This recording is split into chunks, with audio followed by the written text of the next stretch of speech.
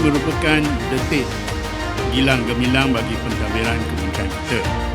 Kita berhimpun untuk meraihkan ikhtiar dan integriti 63 orang penerima APC tahun 2025. Pengiktirafan ini adalah atas kecemerlangan prestasi yang melampaui tugas hakiki sepanjang tahun 2025. Kita telah pun berjaya setakat sekarang kerana anda semua. Dan saya selaku Menteri ingin merakamkan setinggi-tinggi penghargaan saya kepada semua yang hadir hari ini.